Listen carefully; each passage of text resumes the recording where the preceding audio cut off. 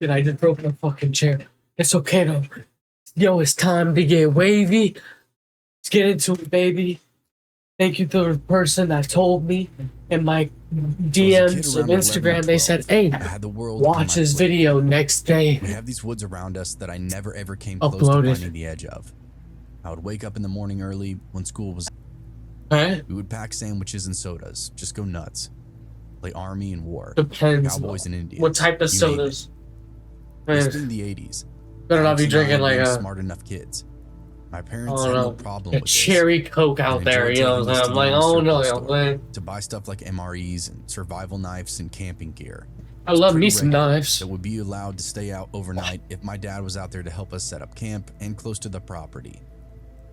We daydreamed all kinds of crazy stuff, discovering hidden treasure or uncovering fossils of some unbelievable creature. Ooh, okay. Maybe we find the wreckage of an airplane or strike it rich with gold in one of the dry riverbeds. Okay. The possibilities were endless out there.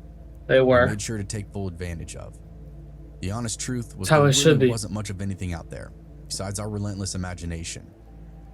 Imagination. We find a treehouse in the part of the woods we've never been to before. Probably. First of all, off rip, creepy. Comments. 2 hours so like, from the edge of the neighborhood, maybe 2 or 3 miles at most. It was hilly and rocky. Seriously, a kid's dream. This treehouse was probably 30 feet off the ground, but it looked solid. It's a well-built treehouse. We hightail it back to get some rope, and my pops takes us down to the surplus store. Over dinner, Alex and I just can't shut up about it. I mean, yeah, they found a new fortress. We hike out at almost dawn. Okay. We get a full backpack of rope and sandwiches and our knives on our hips. The excitement that's so thick we could chew on it. We finally get out there, and we start attaching rungs made of big sticks onto one end of the rope. It took us a good few hours, but we finally got one side finished, and the rope tossed over the branch. That's where the little deck and the door are. Obviously, not supposed to go up there. So and are sitting on the deck, looking out. Let's playing rock paper not scissors go up there. Who gets to go in first? Alex wins, goes in and comes right back out. He's white as a sheet. Yeah. Editor, cut it out. But bro, when I tell you, bro. So I go inside next. This treehouse is probably. I ain't about to be scared by you motherfuckers. What? The inside walls are covered, every single inch of naked girls. Not some awesome Playboy porn, but kiddie porn. I think the oldest kids were about my age. It was Polaroids, glossy magazine pages, stuck perfectly up with staples and filling the entire wall up. When I exited the treehouse, I had a super nauseous feeling. When I looked at Alex, I felt even worse. He was staring at something off in the distance. He looked terrified. I followed his gaze, and sure enough, there was a flashlight bobbing through the trees toward our location. My knees gave out. I struggled to get myself over to the ladder, whispering for Alex to follow me. It took a moment, but he snapped out. Gotta go, bro. And we scrambled down the rope as quickly as we could. As we touched down, the light from the approaching person was reaching through the underbrush and actually now touching me. Shit, bro. I couldn't see it through the branches and overgrowth, but the fact that they were so close was panic-inducing. Yeah, I would be fucking scared too. We just managed to get out of sight in time. Some guy walked into the clearing, froze in place when he saw our little ladder dangling from the deck. He knows you've been there. He knew someone had been inside his freak show treehouse. Oh shit. Exit Alex and I. Back home you guys were still there? I would have. At first, we ran quietly, at least until we were sure the guy wasn't following us. Shit. It was like twilight or so when he came upon us. So between brush and the coming darkness, everything kind of worked out in our favor. We informed my dad about it, and he called the police. The officer showed up and asked us a few questions, like where it was, how did we get up there, where did we get the rope, did we take any pictures off the wall. He got increasingly rude about it.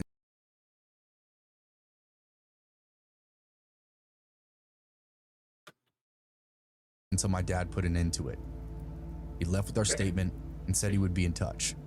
We were no longer allowed to take overnights in the woods. or be out there for more than an hour without checking in.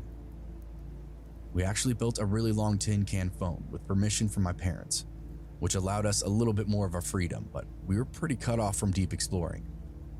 After a year or two later, that same cop stopped me when I was hanging out in a different park, saw me smoking and caught me with the joint. Caught you. Alex asked him whatever happened in that treehouse. Cop told us not to do drugs and then just left us alone. It was his In ass. college, many moons So later, you think we'll be peeping Alex shit? sent I me an mean, email I'd be saying how he on. read in the big state Yeah, paper, alright. towns that are, say, the county seat have their own papers, but the capital city has a big paper. That the officer shot himself with his service revolver after his wife found out he was circulating CP. So it comes to my mind, like it came to Alex's, that I'd we be on found his P, little bro. CP stash or I'd be cave. on P. The creepy part came months later. Alex sent me another email saying that he went to the estate auction. One of the items for sale was a rope ladder with a bag. That's the creepiest story of me out in the woods that I have, folks. So now It they're still probably grosses using me that. out. Oh, that's It sends disgusting. chills down my Ooh. spine. It's disgusting. Try me again. Wish you would. I was on a road trip for work a couple of years ago, Okay. and most of that took me right into the middle of nowhere. One big stretch through New Mexico into Texas. There are lots of little scuzzy towns that I can't Big recall the names Texas. of. I'm sorry. There's one That's- incident that happens that goes down as the creepiest thing that's ever happened to me. Really? Okay, talk to me. Cut straight to the scene. Okay, I'm on perfect. day 4 of the drive, and I'm making pretty good time. On this particular day, though, I'd woken up late, so I got a late start. It's about sundown when I'm running out of gas, getting ready to stop like usual, Okay. except I've only actually been driving for 6 hours when I planned on driving for 9 or 10. I Yeah, hadn't made the that's a progress that I lot. wanted to, so I decided to gas up and push on through the night. No. Many of these dusty highway towns have 24-hour accommodations, so I really wasn't worried about finding a hotel somewhere. Then that's more I rolled understandable. into a gas station maybe 30 minutes later, just before I got the e-message on my dashboard.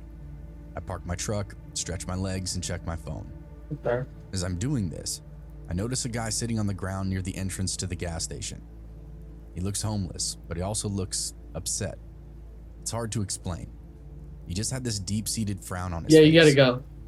Tried not to Don't look at stop him and looking just at me went like about my that. business. Stop looking at me. I moved some stuff around in the back seat of my truck, double-checked my belongings, all the regular road trip stuff. I heard a sound behind me. I turn around to find the homeless guy. Here's the thing, he must have been close to 7 feet tall, the largest man I've ever seen. Not particularly bulky, just towering with big features. Big hands, big nose, big head. The rest of him was just like dirty and slender. He had some loose belongings, a blanket and an armload of various items. He asked me for a ride in the deepest voice I've ever heard. It was frightening in the sense that I felt truly powerless. This guy was so big, he didn't even seem human to me, and he wanted a favor. How the hell do I say no to that? You don't. I don't think that was part of his plan. He just used his size to kind of force the answer that he wanted. I didn't cave though. I told him I'm sorry. I'm on the clock and it's a work Sure. truck. No passengers allowed, and even said so on the insurance. None of this was true, but it sounded like an official mumbo jumbo answer. Of Figured he'd course. get me out of any further request.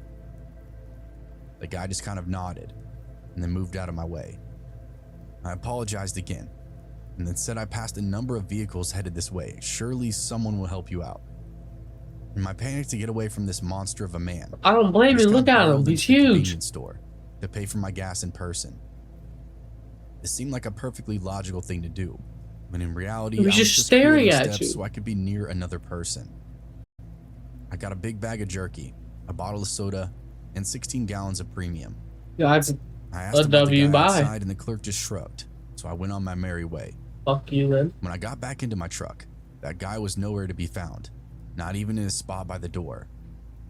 I put my stuff in my truck and dribbled the gas in the tank. Kept an eye out in every direction for that 7-foot-tall hitchhiker. I didn't see him, so I pushed on. Drove until 9 p.m., something like that. I was finally tired, and I had put the distance behind me that I so desired.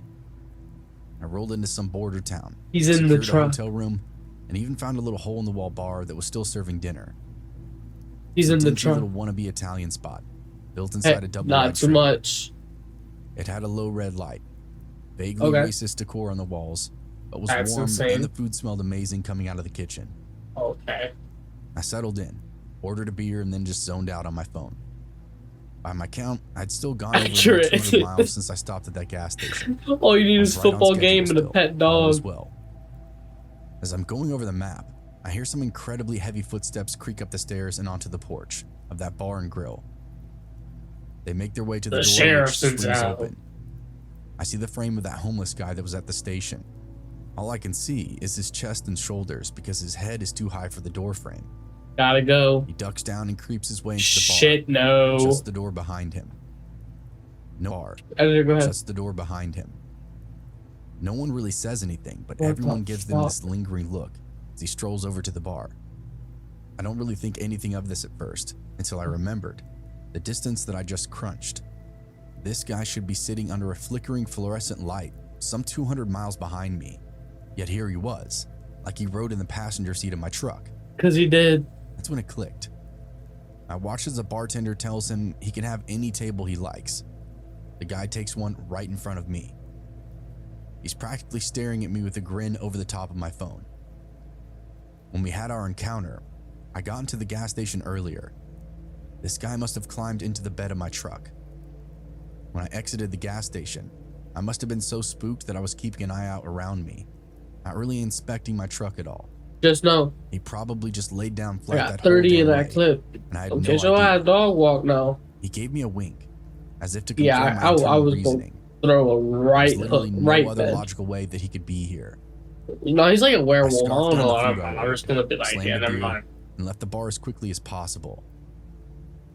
The hitchhiker ate a big bowl of spaghetti in true psychotic fashion, just staring me down the whole time. It was a long, sleepless night in my hotel room. I just stared out from behind the blinds, making sure that that creep wasn't sleeping in my truck or stalking me in any way. I didn't I see gotta him the go. rest of the night, but that didn't mean he wasn't around. I gotta go. I can't do that. Who knows? Maybe he got a ride with someone else. No, Maybe he it just needs to wanted to be mess far with me. away from me. Either way, I've never Stop had showing to meet him, that bro. 7-foot tall phantom ever again. Yo, y'all gonna have to, bro. You gonna have to be patient. I don't do well with horror.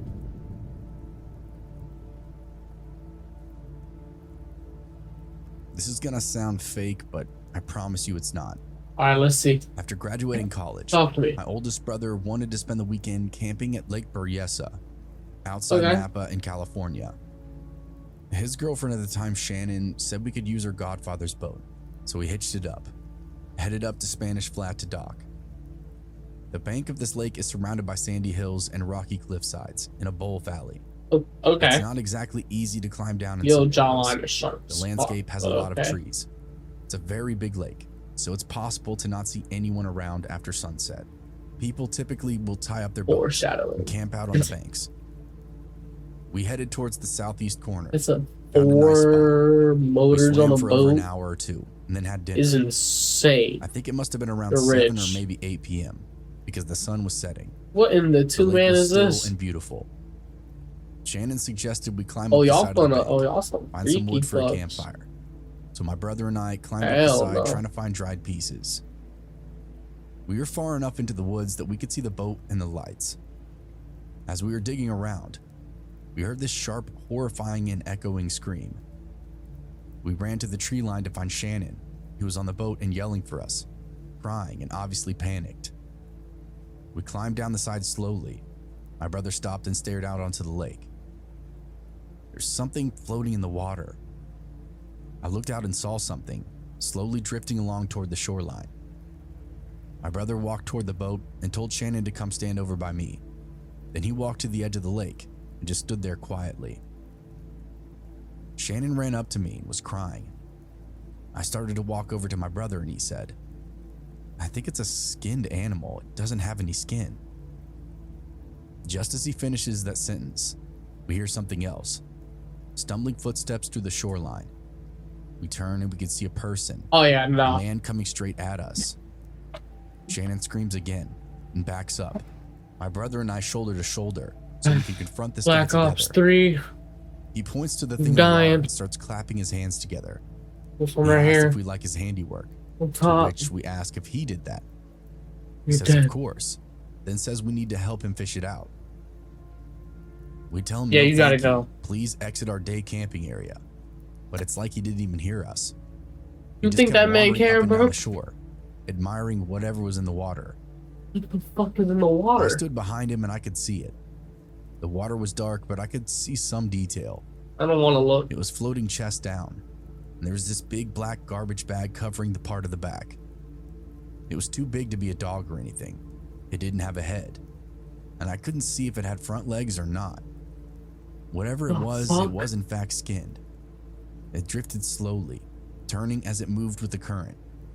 We stood there for a few moments. Didn't say anything. But This I knew has we gotta were be both fake, thinking bro. The same thing. Please don't let that be a person. Shannon suggested we pack up our chairs and get the hell out of there, so we did just that. Now that this whack job showed up, the only safe place was on the boat. We were literally just tossing our stuff up Like, onto this the has been deck, my face for like the totally last 5 careless of the minutes. damage. So we clambered up after it and pushed off from the shore. Our new friend was too far away to stop us. Oh, I thought he was He like, got you're to about us to by say the he's time right we had next the to engine you. going and backed off 20 feet. As we were backing out, I was driving the boat, so I didn't get really a good look. But my brother looked over the edge and tried to get a better description on it. There was blood and other stuff, leaving a pretty steady trail behind it. A cloud so dark, it could have passed for tar. Oh my gosh. Here's the craziest part. That guy dove in the water and started swimming after us. There's no confusing it. He was barreling right for the side of the boat. There's a small How does he pole ladder catch in up the to a back, boat? as well as various ropes hanging You're from the capping. side, so he could climb up if he got close enough. If he did. I really started trying to make some space between us, which deterred the guy, who then chose to swim over to the floating partial corpse. Shannon covered her eyes, was freaking out. We headed back to the dock at Spanish Flat. As we tore off for the other side of the lake, my brother looked back and shouted for us to look too. There was this little dinghy, piece of shit coming at us. This guy from a little further up Batman? the channel. This It guy's was small, Batman. maybe a 4-person craft, and the guy driving it looked a lot like the guy that we saw on shore. Mangy, disheveled, just weird in general. He brought his little boat around to where the other guy was, and then after that, we lost line of sight. All the more reason to get the hell out of there. Slowly, one breath at a time, we gathered ourselves to make our report. There was an office there for the park department or something, but nobody was Dude's there. Batman. We waited for quite a while until a lot attendant showed up, but wasn't really a park ranger. We told him that we had a very serious report to make, left our name and number with him. By Okay. this time it was getting dark and we really just wanted to leave. We drove to the closest gas station, left a note and number for the clerk to give to any rangers that stopped in. We got a call the next morning and all went in to file the paperwork. It was a quiet ride home. The rangers were completely blown away by what we told them. Because they probably don't believe They you. said a few others had called in a boat with the exact same description, but they were nowhere to be Ooh. found. So did they find the My guy? brother hasn't brought it up in years, but the last time he did, he said he didn't want to make for a guess about what it was.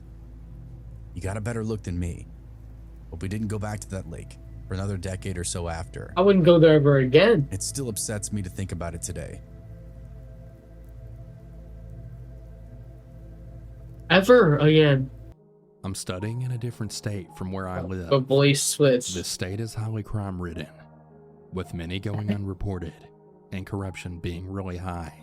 As you go into the interiors and more rural areas, there is very limited regard for the written law, and it is the law of the land that prevails. Accurate. Unfortunately, due to the need for land, most of the universities are built in rural areas in the middle of nowhere. My university was no exception. With that background information out of the way, here's my story. Okay. I had just gotten done with my end semester exams, and me and my friends had gone out to the city side to celebrate. Unfortunately, we had lost track of time, and we had started to return the journey to campus only at 9:30 p.m., and it was a good Ugh. 2-hour drive. Definitely unsafe to travel at night here, As we're going back via a highway, we hit traffic. So the driver of the cab we took said he would take a shortcut, and we took a turn that went via a desolate road passing a village adjacent to the one my university was in. Horrible decision. Us in another car, where that driver probably had a similar idea of a shortcut, made this same turn and went down this road. It was all dark, and apart from a few close shops and huts, it was all wilderness. Looks like a little town. Suddenly our cab and the other car were stopped by around 10 or more locals who blocked both cars. A few of them came up to us, and they had asked us to pay a toll for that road. Are they high? This wasn't a rare occurrence. Tolls like this are often charged on such roads. Especially at night, these toll takers become active. These are not official government tolls, but they're charged by locals because they know they have the power. They're illegal, all right. It's just an understood custom that such tolls will be paid. These people who stopped us were very clearly drunk and angry. So then pay them. My driver started pleading with them not to take the toll, but they were in just no take mood to the listen. toll. Having How much been was it, here for like $1 2 or years something? and interacting with the workers at the university, Just give them. I could Just give it to understand the them. dialect of this region well enough. At one point, the driver's pleas actually made these people angry, and one of them started shouting. At one point, in a fit of rage, he said something to the effect of, "If you do not follow the rules, you're not getting out alive." And that's when I saw it. 5 men were near our car, and the person who was talking had a gun, and 2 others had really long knives.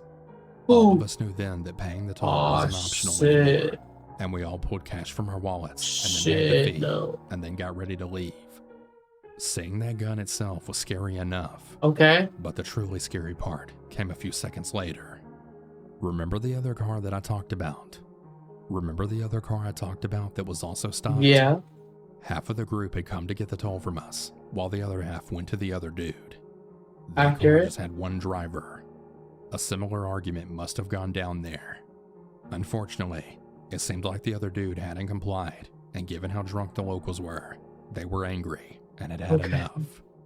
They dragged the man out of his car and then started lynching him right there, pelting him with sticks and stones.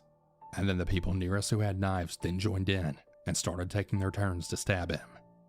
The gun was the only weapon that wasn't used when we were there, as we heard no shots.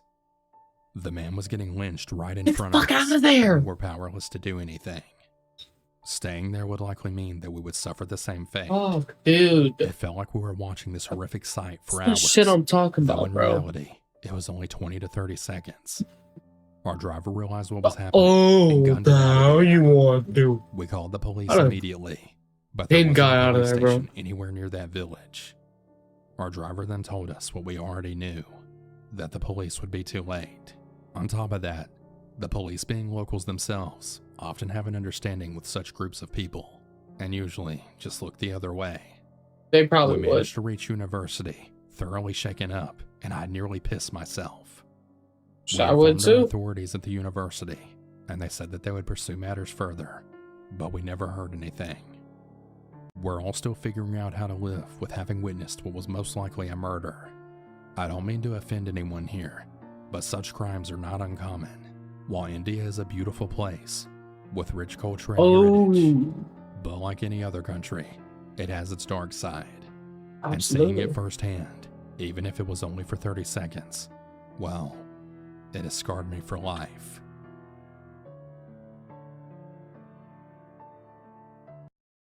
Watch more of my videos right here.